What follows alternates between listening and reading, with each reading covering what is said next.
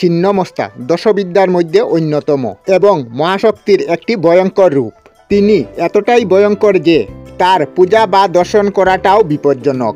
দেবী নিজের হাতে নিজের মস্তক ছিন্ন করেছেন এবং সেখান থেকেই নির্গত হচ্ছে 3টি রক্তের ধারা। এই 3টি রক্তের ধারার মধ্যে একটি ধারা তার নিজের মুখে এবং অপর 2টি ধারা তার সহচরীর মুখে প্রবেশ করেছে। কিন্তু প্রশ্ন থেকে যায় কেনই বা তিনি নিজের হাতে নিজের মস্তক ছিন্ন করেছেন, কিংবা কেনই বা তিনি সঙ্গমরত যুগলের উপর দণ্ডায়মান।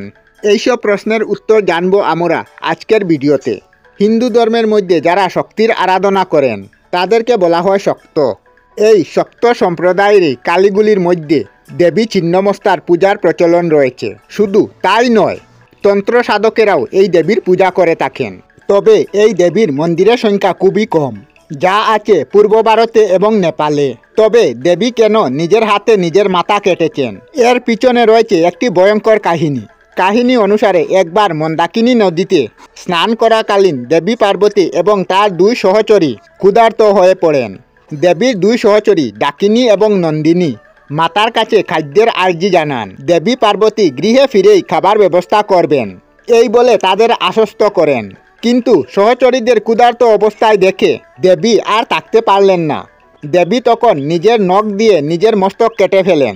সেই স্থান থেকে নির্গত হওয়া রক্ত দিয়ে দেবী তার নিজের এবং 2 সহচরীর ক্ষুধা মিটালেন। দেবী ছিন্নমস্তার গায়ের রং রক্তজবার মতো লাল বর্ণের। তিনি নগ্ন এবং তার গলায় অন্যান্য অলঙ্কারের সাথে মুন্ডমালাও রয়েছে।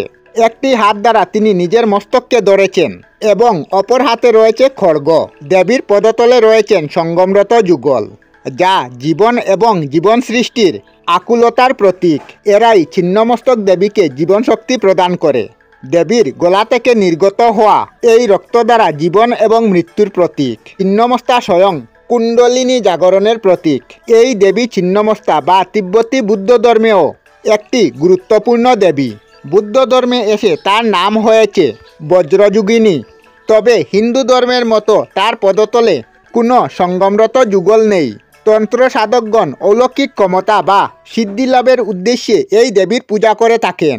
তবে তান্ত্রিকগণ দেবী তারারও পূজা করে থাকেন সিদ্ধি লাভের উদ্দেশ্যে। আমরা আমাদের চ্যানেলে সব ধরনের ভিডিও আপলোড করি, যেমন ব্লগ, নিউজ, কুকিং ভিডিও, ধার্মিক আলোচনা ইত্যাদি। যদি আপনারা এই ধরনের ভিডিও দেখতে পছন্দ করেন তাহলে এই চ্যানেলটি নিশ্চয়ই সাবস্ক্রাইব করবেন।